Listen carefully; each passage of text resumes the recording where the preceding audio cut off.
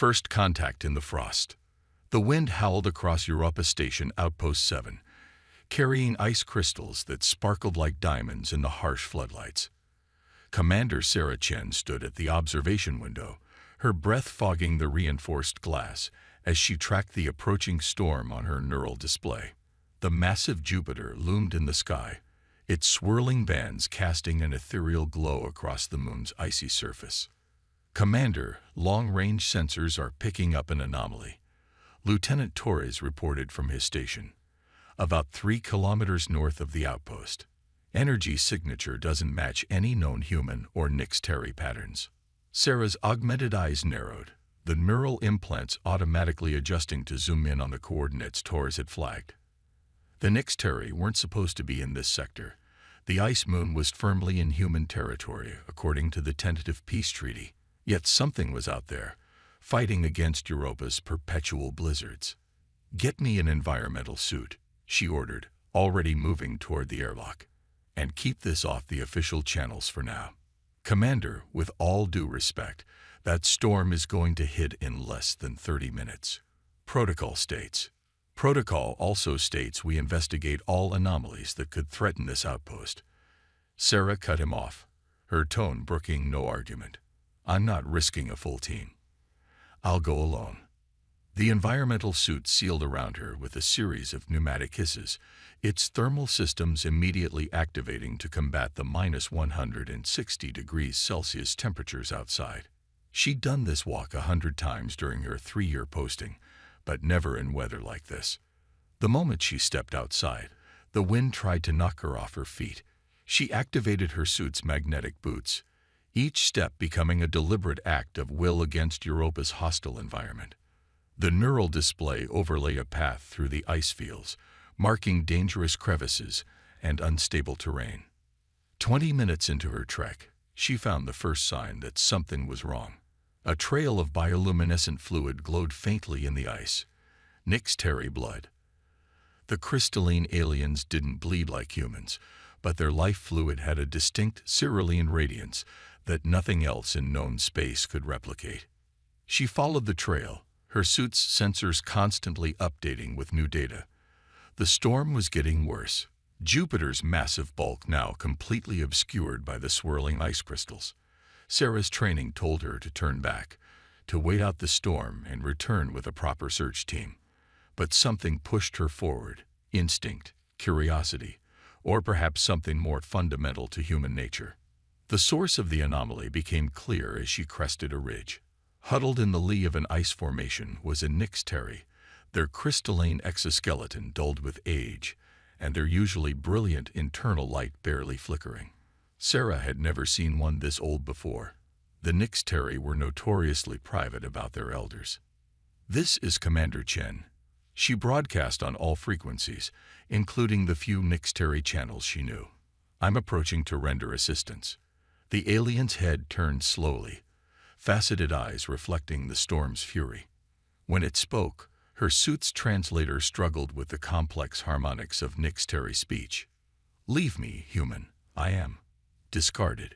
This is our way." Sarah's steps faltered for only a moment. "That's not our way," she replied, continuing her approach. The storm was almost upon them now, the wind reaching speeds that would soon make travel impossible. "I'm Commander Sarah Chen of Europa Station Outpost 7, and I'm getting you out of here.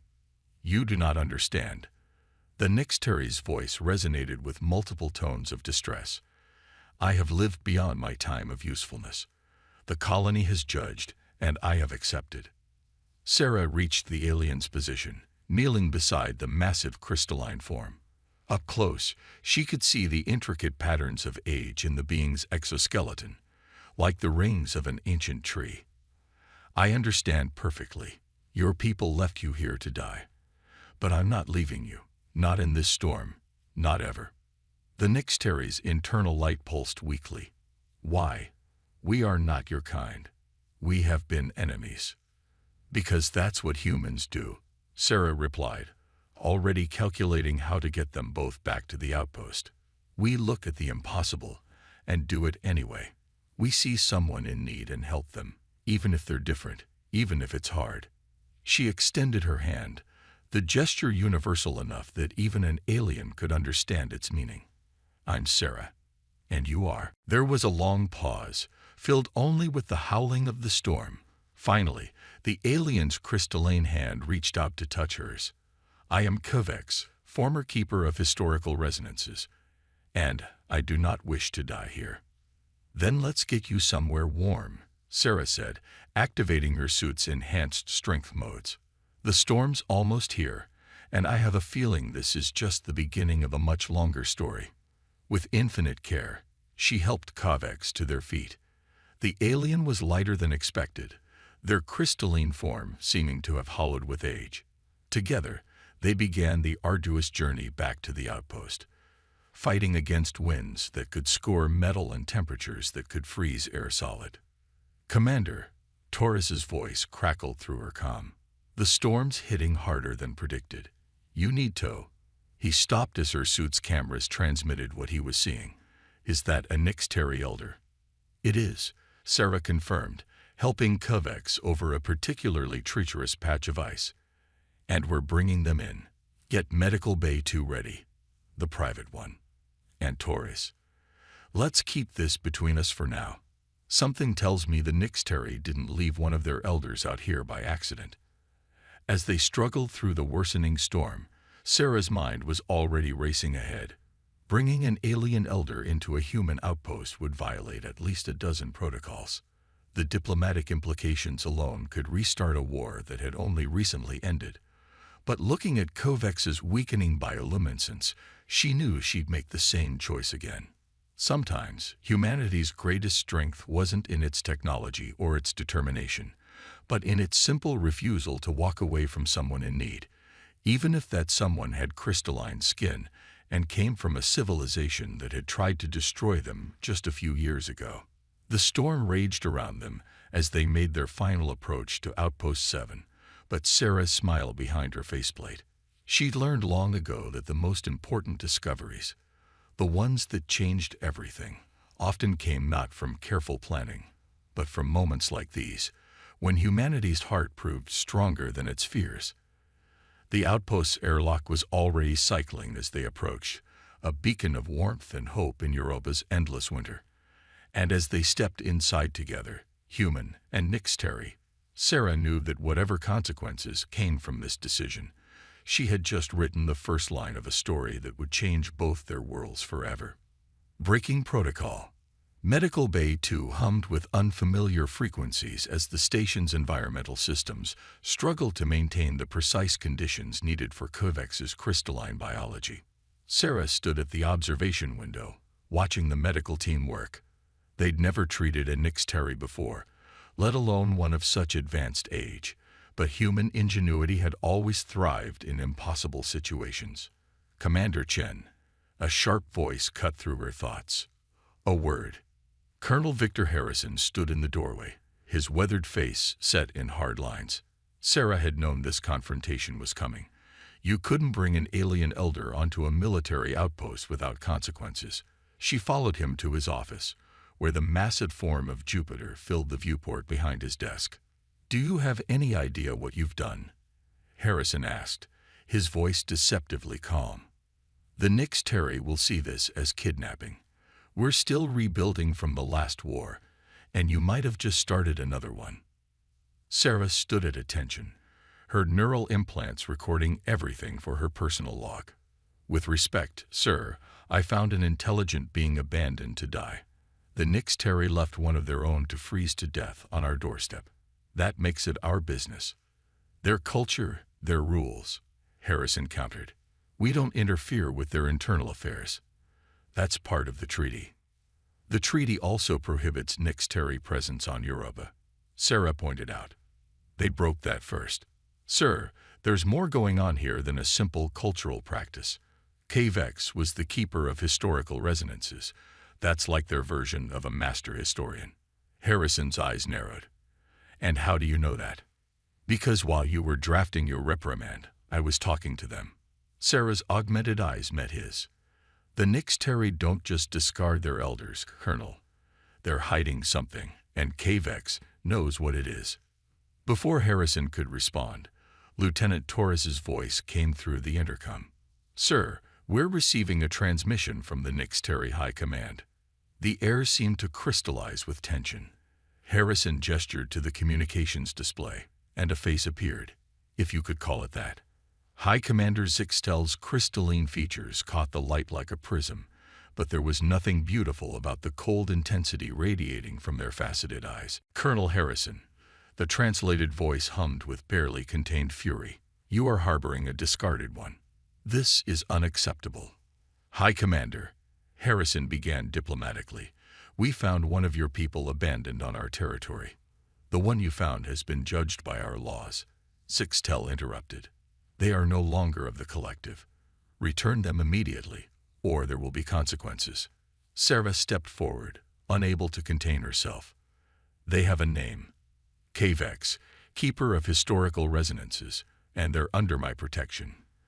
The crystalline face turned toward her, and Sarah felt the temperature in the room drop. "Ah, Commander Chen, the one who interferes. You do not understand our ways. The Keeper's time has passed. Their knowledge is no longer required." "Knowledge doesn't expire," Sarah countered, "and neither do people's rights to live." "Sarah," Harrison mourned, but she continued. "Kavex was left to die less than 3 kilometers from a human outpost. That's not a coincidence. You wanted us to find them, didn't you? But something went wrong. They weren't supposed to survive long enough to talk to us." The High Commander's internal light pulsed with what Sarah's neural implants interpreted as alarm. "You overstep, human. Return the discarded one, or the peace between our peoples ends." The transmission cut off abruptly, leaving the office in tense silence. Harrison turned to Sarah, his expression unreadable. "You just accused their high command of attempted murder." "Yes, sir, because that's exactly what this is." Sarah pulled up a holographic display from her neural interface. Kavex's internal resonance patterns, their equivalent of vital signs, showed signs of crystalline degradation consistent with poison, not age. Someone wanted them dead before they could reach us. To hide what? I don't know yet, but Kavex mentioned something about deep songs, ancient records that contradict the current Nixteri leadership's claims about their history, about their first contact with humans. Harrison sank into his chair, suddenly looking every bit his age. "Do you remember the way the war ended, Commander? How suddenly the Nixteri sued for peace? Everyone remembers. It was called the Miracle of Titan. What if it wasn't a miracle?" Harrison's voice was quiet. "What if something in those deep songs proves the war was based on a lie?" Before Sarah could respond, Torres burst into the office. "Commander, Colonel, something's wrong in Medical Bay 2. Kavex's crystalline structure is destabilizing." Sarah was moving before Torres finished speaking, her mind racing. The Nixteri transmission. It must have carried some kind of resonant frequency targeted at Kavex's weakened form. She reached the medical bay to find the alien elder's body emitting an alarming harmonic hum. "Get out," she ordered the medical team. The frequency could shatter human bone. She adjusted her neural shielding and approached Kavex, whose faceted surface was beginning to crack. "Sarah," Kavex's voice was distorted, "the deep songs must survive. The truth about the war." "Save your strength," Sarah began, but Kavex's crystalline hand gripped her arm. "No time. They will come. But first, you must understand. Let me share the song." Before Sarah could protest, Kavex pressed their forehead against hers. In that moment, her neural implants exploded with information, not data, but music, history, truth, all encoded in crystalline harmonies that bypassed language entirely. As the ancient knowledge flooded her mind, Sarah understood why the Nixteri High Command wanted Kavex dead. The truth in those deep songs wouldn't just change history, it would reshape the future of both their species. And now she carried that truth in her augmented human mind, where no crystalline poison could erase it. Sarah held Kavex as their light began to fade, knowing that the real battle, the the one for truth, justice, and the right of all beings to live with dignity, was just beginning. The Nixtari High Command had made a crucial mistake. They'd assumed that human compassion was a weakness. They were about to learn just how wrong they were. The Elder's wisdom. Sarah's consciousness swam in an ocean of crystalline memories. The deep songs HFY had shared weren't just historical records. They were the living memory of an entire civilization, encoded in complex harmonics that her neural implants struggled to process. As the medical team worked to stabilize HFY's failing body, Sarah began to understand the terrible weight of the truth she now carried. "Their whole history is a lie," she whispered, her augmented eyes unfocused as she sifted through the ancient memories. The war. It wasn't about territory or resources. It was about control. Dr. Maya Patel, the station's chief medical officer, looked up from her instruments. "Commander, your neural patterns are off the charts. Whatever HFY shared with you, it's putting tremendous strain on your implants." But Sarah barely heard her. In her mind's eye, she watched the true history of the Nixtari unfold. Their civilization hadn't always been the rigid, hierarchical structure it was now. Once, they had been explorers, philosophers, artists, their crystalline bodies resonating with psalms of discovery and creation. The elders had been revered, not discarded, their accumulated wisdom forming the backbone of their society. "It was a coup," Sarah continued, pieces falling into place. 500 years ago, a militant faction called the Symmetrists took control. They rewrote the deep songs, erased their own history. But some elders, the keepers like HFY, they preserved the truth in hidden harmonies. Colonel Harrison stood in the doorway, his expression grim. "And the war with humanity. We didn't start it." Sarah turned to him, her neural displays projecting fragments of the memories. "The Symmetrists did.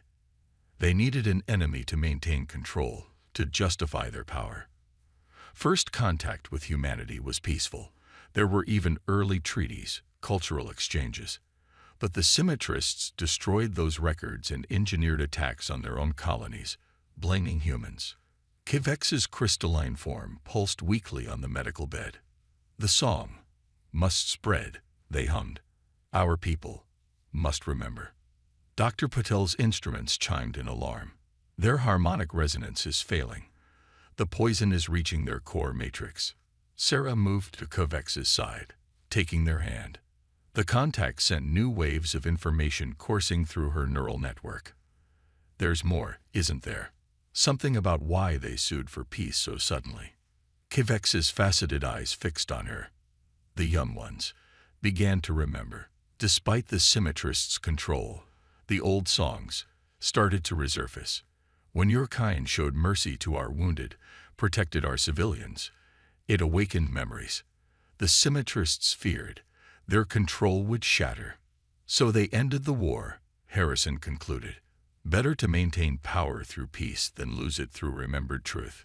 A new alarm blared, a proximity warning.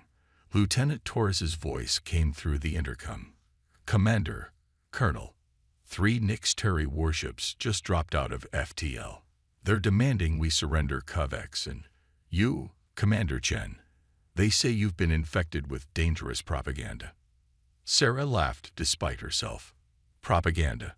I'm carrying their entire true history in my head." She turned to Harrison. "Sir, we can't let this truth die. The Nixtari people deserve to know who they really are." Harrison studied her for a long moment. "The treaty requires we comply with their demands. If we refuse, we risk restarting the war." "The treaty was built on lies," Sarah countered. "But we can build something better on truth. HFY didn't just give me their history. They shared coordinates. There are others, hidden enclaves of elders preserving the deep songs. If we can reach them, broadcast the truth." "You're talking about inciting a revolution in an alien society," Harrison warned. "No," HFY's voice rang with sudden strength. "Not revolution. Remembrance. Our people need only remember who they were, to see who they could be again." The deck vibrated as the Nyx ships moved into attack position. Sarah's neural implants projected possible scenarios, none of them good. They were outgunned, outmatched. But then she remembered something from Kavex's memories. The Nyx ships weren't just machines. They were grown from the same crystalline materials as their pilots, capable of resonating with the deep songs. Dr. Patel. Sarah turned to the medical officer.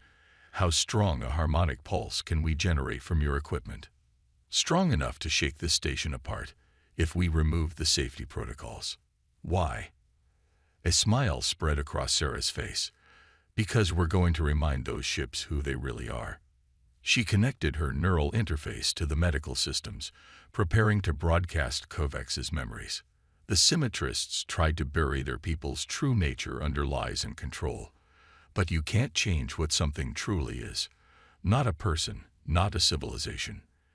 The ships will fire the moment we try anything, Harrison pointed out. No, Sarah's augmented eyes gleamed. They won't. Because deep down, encoded in the very crystalline structure of those ships, is the truth. And truth, like humanity's compassion, isn't a weakness. It's the strongest force in the universe. As the Nyx ultimatum counted down, Sarah took Kavex's hand one final time. Together, human and alien, they prepared to broadcast a song of remembrance that would change both their civilizations forever. Because sometimes the most powerful weapons weren't the ones that destroyed, but the ones that reminded people of who they truly were. And as the harmonics began to build, Sarah understood that this was why humanity had survived and thrived among the stars. Not because they were stronger or smarter, but because they never stopped believing in the power of truth, compassion, and the fundamental right of all beings to be who they were meant to be. The song was about to begin. Defying two worlds. The first notes of the deep song rippled through space like waves in a crystalline sea. Sarah's neural implants translated the ancient harmonics into pure data, broadcasting them through the station's modified medical equipment. The frequency built slowly, each wave carrying centuries of forgotten truth. Energy signatures changing in the Nyx ships, Torres reported, his voice tense. Their crystalline matrices are resonating with our transmission. Through the observation window, Sarah watched as the warships began to glow with an inner light she recognized from Kavex's memories. The original luminescence of their species, untainted by symmetrist control. The ships themselves were remembering. Warning shot fired, Torres announced, but his console told a different story. No. Wait. The blast just dissipated. Their weapons are rejecting targeting solutions. Kavex's voice was weak but triumphant. The ships remember what they were grown to be. Not weapons, but vessels of exploration and discovery. The station's communications array suddenly lit up with incoming transmissions, not from the warship's commanders, but from their crews. The deep songs were awakening memories buried in their crystalline structures, passed down through generations of careful growth and cultivation. This is impossible, one Nyx voice rang through, its translator struggling with the emotion. These harmonics, they're from the time of songs. My grandmother's grandmother spoke of them in secret. Another voice. The ships, they're singing back. How can we fire on those who remind us of our true selves? Sarah's neural displays were overwhelmed with data as more and more Nyx began to remember.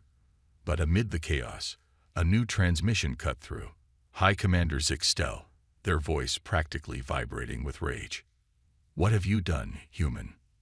These corrupted harmonics are a weapon designed to destabilize our society. Your station will be destroyed for this act of war. But when Zixtel gave the order to fire, nothing happened. The crews of all three ships had stopped responding to commands. Sarah opened a channel to all vessels. This isn't corruption, High Commander. These are your people's true memories, preserved by the elders you try to erase. Your own ships recognize the truth in their crystalline bones. Our society is built on order, on strength. Zixtel rage. These remembered weaknesses would destroy everything we've built. Look at your own history, Sarah countered, projecting memories of ancient Nixteri achievements, vast crystal cities that sang with knowledge, peaceful first contact with a dozen species, scientific discoveries that had revolutionized space travel. This is what your people built before the symmetrists took control. This is who you really are. Dr. Patel's instruments suddenly screamed in alarm. Kavex's life signs were failing, the poison finally reaching their core. But the elder's voice remained strong as they addressed their people one last time. My children, my children's children, remember the songs of peace, of discovery, of wisdom cherished and passed down. Remember who we were, and who we can be again. As Kavex's light began to fade, something extraordinary happened. The Nixteri ships, their crystalline structures now fully resonating with the ancient harmonics, began to sing back, not with weapons or threats, but with the deep songs of their own, adding their voices to the Elder's final message. More ships began appearing, smaller vessels emerging from hiding, the hidden enclaves of elders Kavex had spoken of, drawn by the songs of truth echoing through space. Each arrival added new harmonics to the growing chorus, centuries of preserved memory flooding back into the collective consciousness of their people. Colonel Harrison watched in awe as the space around Europa Station became a symphony of crystalline light. They're not just remembering, he realized. They're choosing. Each ship, each crew member, they're actively choosing truth over control. Sarah smiled, even as tears rolled down her face for the fading Kavex. That's what the symmetrists never understood. You can't force people to forget who they are forever. Not humans, not Nixteri, not anyone. The truth doesn't break people, it sets them free. High Commander Zixtel's ship hung silent among its singing brethren, its crew joining the chorus of remembrance one by one. The symmetrist leader's final transmission was almost lost in the harmony. You've destroyed everything. No, Sarah replied, Kavex's hand growing cold in hers as the elder's light finally dimmed. We've reminded everyone who they really are. What happens next is up to them. As Kavex's consciousness faded, one final deep song transferred to Sarah's neural matrix. Not a memory, but a hope. A vision of humans and Nixteri working together openly, sharing knowledge, building a future based on truth and mutual understanding. The songs will live on, Sarah promised the dying elder. Not just in memories or records, but in the choices your people make from this day forward. You've given them back their past, and with it, the freedom to choose their future. Kavex's final words hummed through the station. They will need guides, teachers who remember, both the songs and silence. Will you? Yes, Sarah answered without hesitation. We'll help them rebuild, not as saviors or conquerors, but as friends who understand the value of remembering who you truly are. The elder's light faded completely, but the songs continued. Ship after ship, crew after crew, the truth spread through the Nixteri fleet like crystal growing in sunlight. The war that truth would unleash against centuries of lies was just beginning, but as Sarah looked out at the glowing ships, she knew humanity would stand with their crystalline allies every step of the way. Because that's what humans did best. They helped others remember who they were meant to be, even if that meant defying two worlds to do it. Legacy of Compassion. 6 months after Kavex's final song, Europa Station had changed beyond recognition. The once military outpost had become a nexus of cultural exchange, its corridors resonating with both human voices and Nixteri harmonics. Sarah Chen stood in what had once been Medical Bay 2, now transformed into a memorial hall of songs, where Kavex's crystalline form had been preserved as a reminder of the power of truth and compassion. The latest numbers from the Transitional Council are encouraging. Torres reported, his station now decorated with growing crystal formations, a gift from the Nixteri engineers he worked with daily. Over 70% of their colonies have rejected symmetrist control. The old songs are spreading faster than anyone predicted. Sarah nodded, her neural implants humming with the countless harmonics she'd learned to interpret over the past months. Kavex's memories, their history, their hopes. All of it lived on in her augmented mind, shared freely with any Nixteri who sought to remember their true heritage. Commander Chen, a crystalline voice chimed. Young Vexera, one of the first Nixteri to openly defy the symmetrists, approached with the characteristic glow of their species' youth. The human delegation has arrived from Earth. They're uncertain about our proposal. Sarah smiled. They always are, at first. Change isn't easy for any species. She turned to the window, where Jupiter's eternal storms still rage. But they'll understand when they hear the songs themselves. The proposal was ambitious. A joint human Nixteri Academy of Historical Resonance, built on the very spot where Kvex had chosen to share their final truth. A place where both species could learn from each other's histories, mistakes, and triumphs. High Commander Zixtel's trial begins tomorrow, Torres reminded her. The Council wants you to testify. Sarah shook her head. No, the Nixteri need to handle this themselves. Our role isn't to judge their past, but to help build their future. She touched the crystalline wall, feeling the subtle vibrations of the station's new growth. Besides, there are more important things happening here.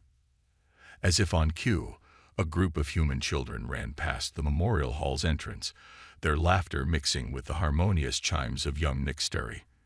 In the months since the change, the first cross-species friendships had begun to form naturally, untainted by centuries of propaganda and fear. They said it was impossible, Vexera observed, their faceted eyes tracking the playing children. That our species were too different, that peace could never last. Impossible is human specialty, Sarah replied with a grin. But this isn't just about human determination or Nixteri wisdom.